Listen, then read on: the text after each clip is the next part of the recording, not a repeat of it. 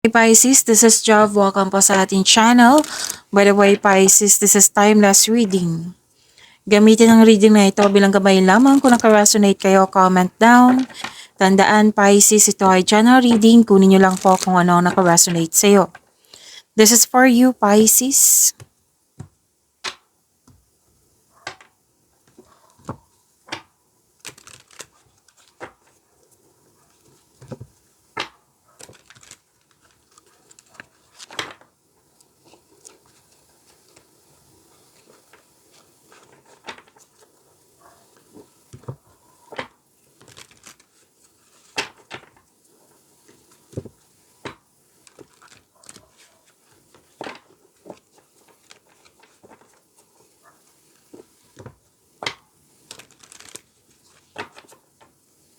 Para po ito sa'yo, Pisces.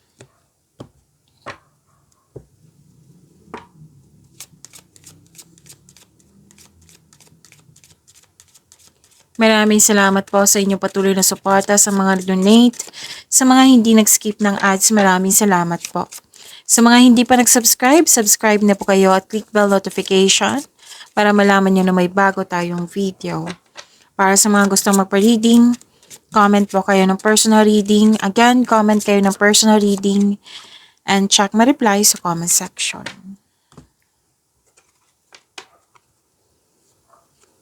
Oh, ganda, Pisces. May hope and healing. Naka-receive kayo ng malaking blessings. Marami ding ideas. Nabibigyan mo siya ng agarang aksyon. May nakita rin ako ditong recognition, awards, fame, rewards. Oo, nakilala ka, recognition po. At yun po, malaking blessings. So claim nyo po. Hope and healing, andito din po. At harvest din to, Pisces. Harvest. Pwedeng marami kayong kliyente, customer, benta, orders. Pwede yung product mo naging fast moving. Pwede din na literal na harvest to. Pwede din na binayaran kayo sa inyong binigay na serbisyo. Yan. So, harvest time. Claim nyo po. At may nakita ko ditong nagput ng space or tampuhan. Pwedeng loss of connection na ito na nangyari sa nakaraan or mangyayari ngayon kung kailan nyo ito napanood. Pwedeng na-miss mo siya or may nagpaalala sa'yo. Oo. Pinaalala sa'yo. Kumbaga. May nakita rin ako ditong engagement, kasal, ikakasal, nag-uusap sa marriage contract, proposal, pwedeng bagong pasok sa relasyon, pwedeng bagong partnership, any kind of partnership, pwedeng magiging close friend mo, pwedeng business partnership. May nakita na ako ditong deal. Deal, promises, commitment, agreement. Nagkasundo kayo sa isang tao. Pwedeng involve ka sa dalawang tao. Pero most likely, kayo po ay nagkasundo sa isang tao. Kasi may nakita na akong signing of contract dito eh. O pwedeng walang contract, kundi yung nagkasundo lang kayo, deal. O, may promises, yan. Okay, gusto niya talagang lumabas, Pisces. This is about your energy, Pisces.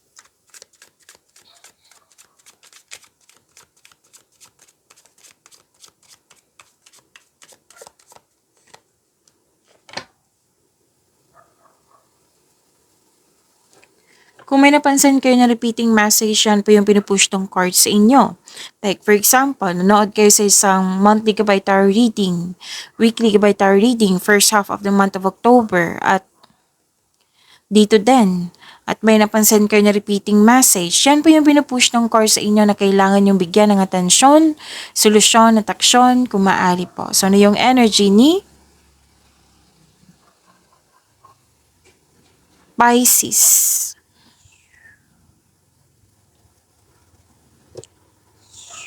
Celebration. Special event. Mhm. Huh?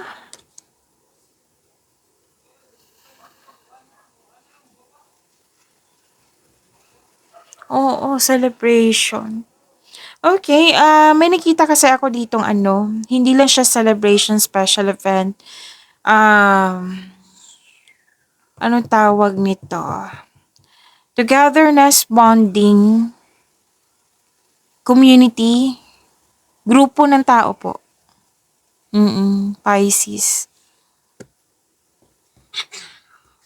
Pasensya na po sa ingay ha, may kasama akong bata dito. Oo. Okay. May nakita rin akong structure. Pwedeng bumubuo ka ng plano or di kaya'y ano to, structure, literal na structure na may plano kayong magtayo ng bahay or negosyo. Mm. May gantimpala kang matatanggap, maaring mana ito promotion or recognition. So, andito po yung recognition, right? Sinabi ko kanina, recognition. Oo. Promotion, pagtaas ng kita, allowance, sweldo, or allowance. Or pagtaas ng inyong posisyon. Maari din mana ito. Mm. Ang ilan sa inyo nag-decide na magpahinga. May nakita kasi ako ditong may planong magbakasyon or naganap na ngayon. Posible din out of town ito. May ganap na celebration. Basta pag tipon-tipon ng tao dito, may achievement ka din. Pwedeng nakatanggap ka ng awards. Pwedeng kasal to. Kasi may kasal, di ba, kanina dito. Oh. Pwedeng monthsary, anniversary, pagtatapos, any kind of party. Reunion ba? Oo. Basta kitang-kita ko dito na masaya kayo. Masaya kayo. Nag-celebrate kayo. Ang ilan nga dito, may planong magsama sa isang bubong.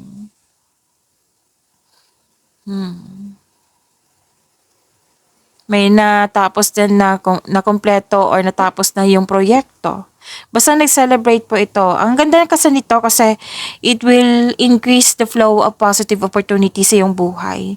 So, sabi ng card, you deserve to celebrate your success.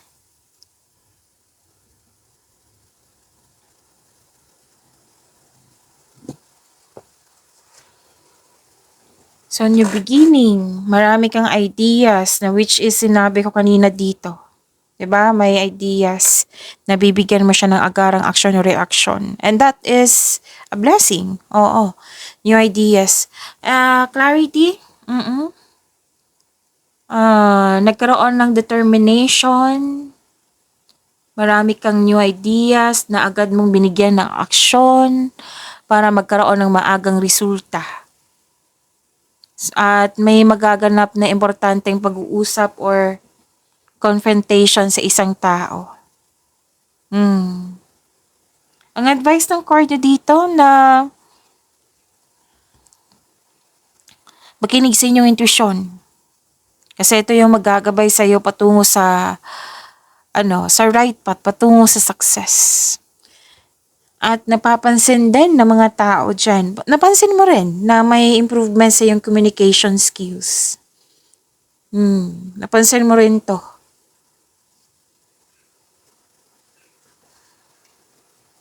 May advice ang card nyo dito, lalo na sa mga single po, na huwag po daw kayo mag-alinlangan na mag-invest. Like sa bagong relasyon, like may nagustuhan ka, or may nagkagusto sa'yo. Yan, huwag po daw kayo mag-alinlangan na mag-invest ng time, effort, o kumbaga, give chance. Okay? May masinsinang pag-uusap talaga, Nagkaroon ng bagong insights and clarity kung paano pa i-improve ang lalo na yung kaperahan, yung project mo. Ang ilan sa inyo dito, gustong okay. So, this is a go signal na, kasi ang ilan sa inyo na may planong magsimula ng negosyo or mag-level up sa trabaho. So, this is a go signal. Okay? May promotion naman ako nakikita dito So, magaganap yan.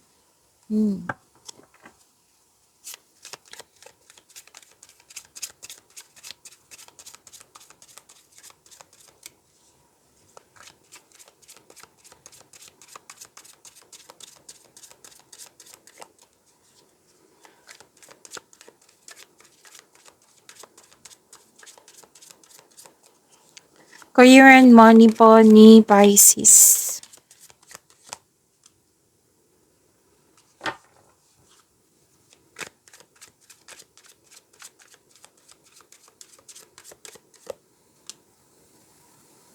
Ganda nito, Pisces.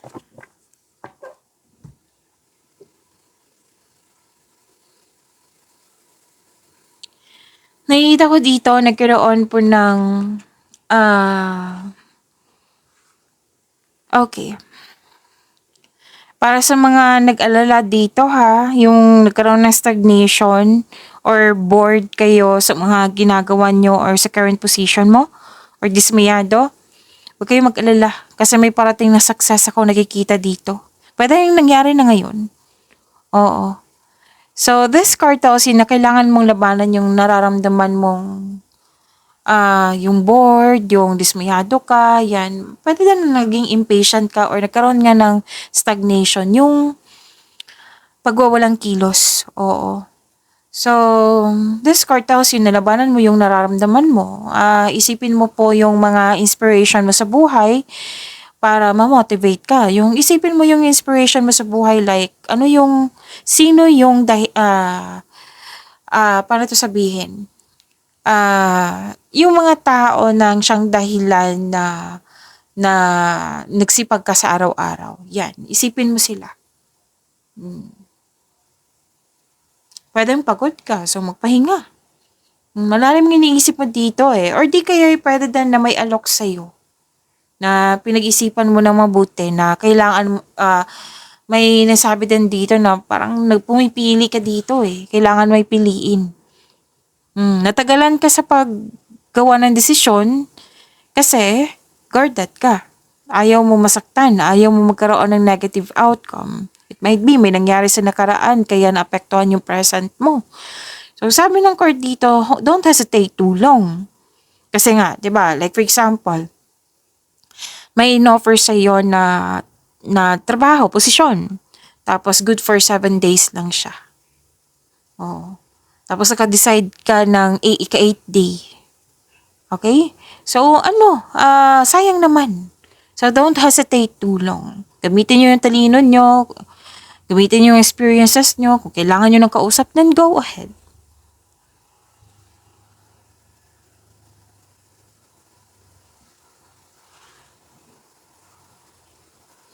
Nakita ko naman dito, Pisces na magkakaroon siya ng satisfaction, success, kasi may positive outcome. Yes, may positive outcome ako nakikita dito. And you have strength, Pisces. Ang lakas ng loob mo, nagkaroon ng resilience, more on positivity. Yan. Clarity din na ito.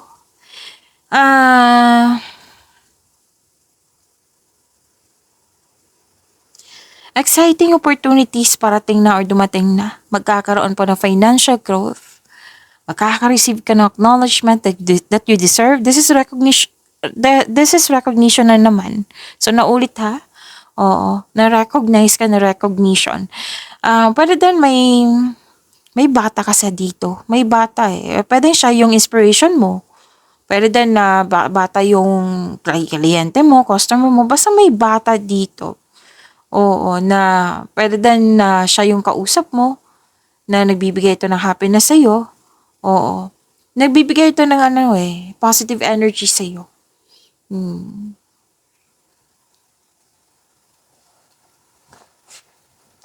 Pwede din may nakipag-business partner sa'yo, pwede yung family member mo ito, or di kaya grupo ng tao or family mo ito na very supportive sa iyong negosyo, sa inyong mga ginagawa, na nagdudulot ito ng happiness sa iyong buhay.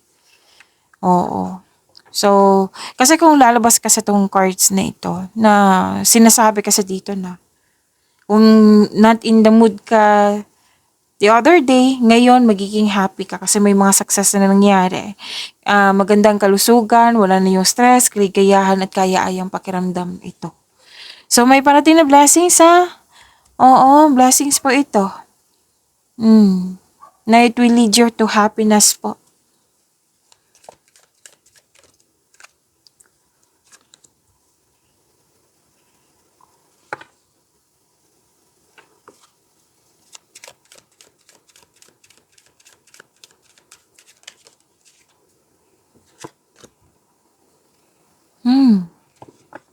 Love life, self-love, partnership, and romance.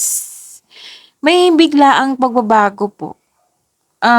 Huwag kayong mag-alala sa pagbabago na ito kasi may magaganap na growth and expansion. Oo. Pati sa inyo sarili, lahat kayo, single ka man, may relasyon sa buhay mag-asawa. May sekreto nga kayong, may sekreto na parating dito na which may be shocking. Mas lumawak yung ambisyon nyo. So, bigla ang pagbabago, so always expect the unexpected, sabi ng iyong card.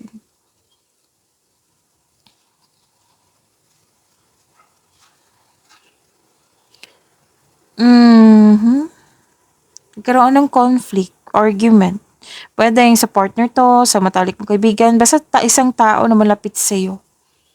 Pwede na nangyari nito sa nakaraan na naalala nyo or nagpaalala sa'yo. May nagpaalala sa'yo. Yan. Kasi may sabi dito someone is giving up. Pwedeng iniwan ka niya or iniwan ka nila or kayo ang nang iwan. May nakita ka second separation dito. Again, pwedeng mangyayari ngayon or di kayo nangyari ito sa nakaraan na bitbit mo hanggang ngayon or may nagpaalala talaga sa iyo. Oo. Kasi may argument dito So, sabi ng card, kung parating naghahanap ng gulo tong taong ito, baka kailangan nyo na pong mag-decide. Sabi ng yung card. Kasi may pagtatalo, pag-aaway, na nagkaroon ng conflict. Sabi naman ng card nyo dito na i-address mo yung hurt feelings mo. Kumbaga, improve your communication. I think kakausapin mo to. So, makinig din kayo sa inyong intuition, sabi ng yung card. And may sabi ang card na umiwas na lang daw kayo sa toxic place or toxic people. Umiwas.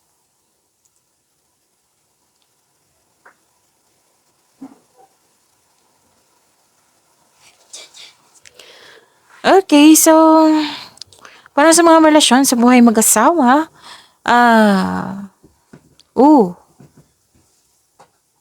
may nakita ako ditong gustong magtayo ng pamilya. Gusto magtayo ng sariling pamilya. Gusto magbuo ng pamilya. So, sa mga relasyon ito. Or di kayo magbukod. Sa, parehas lang yan Basta, maybe it's time na nag-decide talaga kayong mag-change location. Oo.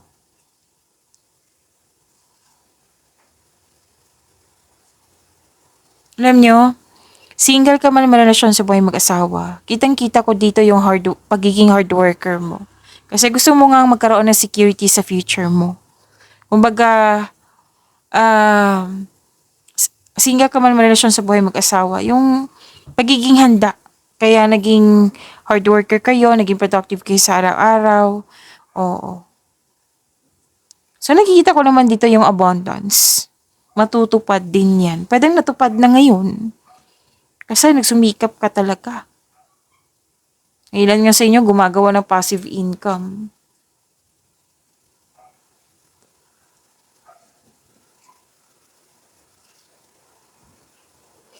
Oh, may nagpaalala talaga sa'yo, Pisces. Pwedeng mangyari ngayon, pero most likely nagpaalala to sa'yo. May naalala ka. Regarding sa, dalawa lang to ha. Please take note na yung sinabi ko kanina na kunin nyo lang po yung naka-resonate sa'yo kasi medyo sensitive po ito. May nakita kasi ako dito na saktan ka ng dahil sa tuto sa'yo. Like for example, tuto sa inyong desisyon, ideas or plano, or hindi ka gusto, or tungkol ito sa third party. So, kailangan ng healing po dito. Let go mo na itong masasakit na alaala. Kasi nga, magka-create ka ng blockages niyan So, you have to let it go. Move forward. Make change.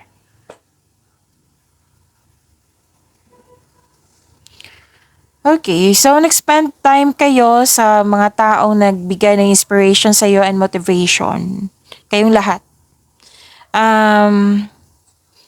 May sinasabi rin dito sa mga single na magkakatagpo ng kanang partner through friends connection. Para sa mga relasyon sa buhay mag-asawa, mas mag-grow pa inyong relasyon, pwede mag-travel kayo or mag-decorate ng bahay. Pag-imanin niyo po yung blessings na binigay sa inyo. I see you tomorrow. Maraming salamat po.